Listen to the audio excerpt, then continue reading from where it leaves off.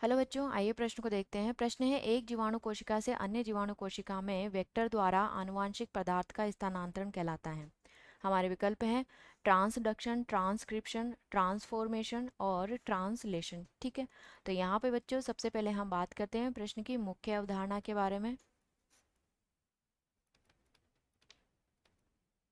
ठीक है, तो यहाँ पे प्रश्न की मुख्य अवधारणा है कि जीवाणु कोशिका से जीवाणु कोशिका जीवाणु कोशिका से दूसरी जो जीवाणु कोशिका है, दूसरी जीवाणु कोशिका कोशिका तक आनुवांशिक पदार्थ क्या हो गया हमारा डीएनए।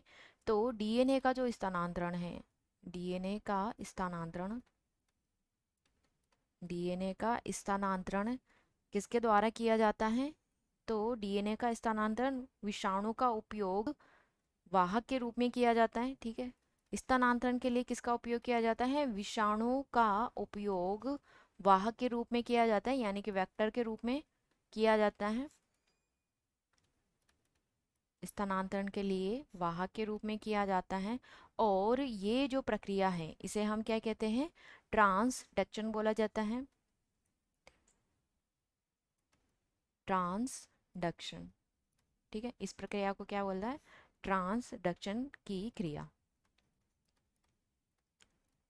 ठीक है, तो यहाँ पे क्या होगा कि जो विषाणु है उसका उपयोग वाहक के रूप में किया जाता है डीएनए स्थानांतरण के लिए एक जीवाणु कोशिका से दूसरी जीवाणु कोशिका में।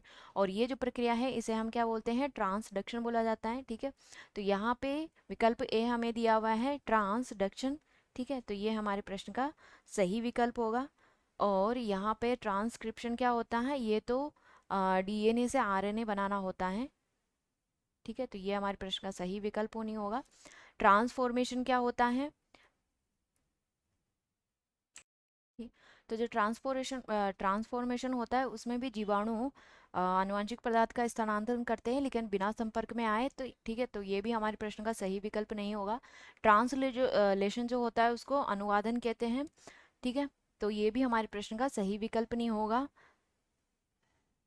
जो जीवाणु कोशिका में अन्य जीवाणु कोशिका में जो वेक्टर द्वारा आनुवंशिक पदार्थ का स्थानांतरण कहलाता है उसे हम ट्रांसडक्शन बोलते हैं। तो ये हमारे प्रश्न का सही विकल्प होगा, विकल्प ए।